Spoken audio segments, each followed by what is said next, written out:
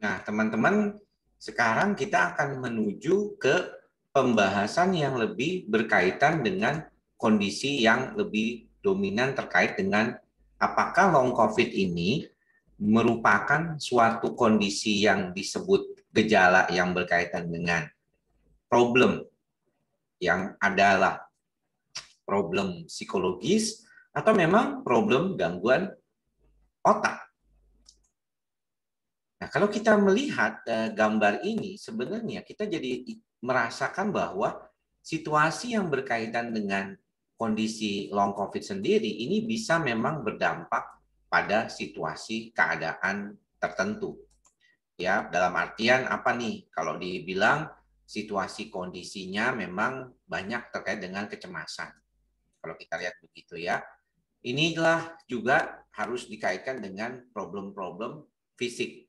Maka daripada itu sebenarnya pendekatan psikosomatik ini adalah sesuatu pendekatan yang sangat penting untuk dipahami karena dia akan memperjelas ya hubungan antara masalah tersebut apakah dari fisik ataupun dari masalah fisik yang terkait dengan otak yang menyebabkan gejala kejiwaan.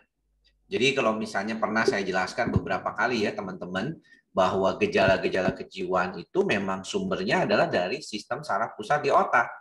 Jadi kalau misalnya ada dampak ke otak, terjadi sumbatan, terjadi hiperkoagulasi atau pembekuan, ya, darahnya mengental gara-gara COVID-nya, maka oksigenasi ke otak mungkin jadi tidak baik. Atau karena kondisi parunya yang tidak baik, maka oksigennya ke otak jadi tidak baik juga. Sehingga otak tidak dapat berfungsi dengan baik dan gejala-gejala yang berkaitan dengan ketidakmampuan otak mengatakan atau mengatasi keadaan tersebut bisa menyebabkan gejala-gejala yang berdampak pada psikologis. Ya, ini yang mungkin harus diperhatikan. Lalu apa yang bisa dilakukan ya, teman-teman, terkait dengan dampak long COVID ini? Yang paling pertama adalah istirahat yang cukup. Ya, ini penting ya untuk mencoba memperbaiki dan recovery ya dari fungsi sistem saraf pusat otak tersebut. Kemudian juga melatih memori atau otak dengan permainan, teka-teki ya, tetap aktif ya dalam kondisi seperti kayak berolahraga walaupun mungkin harus olahraganya yang ringan ya. Nah, sedangkan kalau kita berkaitan dengan situasi kecemasan, depresi yang timbul akibat kondisi COVID sendiri itu memang sangat besar ya, lebih dari 20%, ada 24% ya.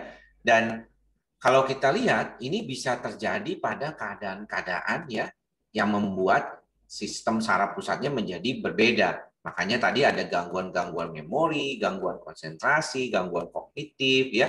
Saya punya beberapa pasien yang mengalami gangguan memori ya, menjadi lebih kurang memorinya. Kemudian juga ada yang mengalami seperti gejala melihat sesuatu yang tidak jelas ya. Jadi kayak ada halusinasi itu juga sering terjadi dan ini memang perlu diperhatikan. Maka daripada itu terapi mental yang suportif, dukungan keluarga menjadi sangat baik. Kemudian tidur yang cukup tadi ya, latihan fisik ya, yang kalau sudah baik kembali, makan makanan yang bergizi tentunya dan menghindari rokok dan alkohol untuk mengurangi inflamasi di otak juga. Dan satu yang paling penting adalah berkonsultasi ke dokter jiwa jika memang mengalami masalah. Jadi kalau kita melihat long COVID ini memang situasi keadaannya bisa berbeda ya teman-teman. Dan saya berharap teman-teman juga bisa membantu ya dalam mengedukasi keluarga ataupun teman-teman sendiri kalau yang mengalami COVID dan mengalami gejala-gejala seperti tadi, mungkin bisa segera berkonsultasi ya ke dokter jiwa untuk melihat apakah memang problemnya berkaitan dengan masalah long COVID ya atau merupakan suatu proses gangguan kecemasan atau gangguan penyesuaian akibat menderita COVID ya karena kita tahu pada masa kita diisolasi kondisinya itu jadi mungkin tidak menyenangkan ya kekhawatiran yang berlebihan gangguan tidur ini juga sering terjadi pada problem yang berkaitan dengan long COVID ini sendiri.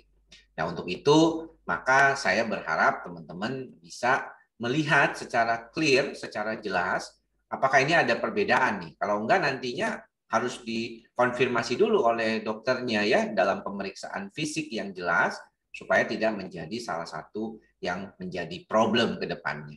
Ya, mudah-mudahan teman-teman semua bisa memahami dan sampai bertemu lagi di lain kesempatan. Semoga apa yang saya sampaikan kali ini bermanfaat.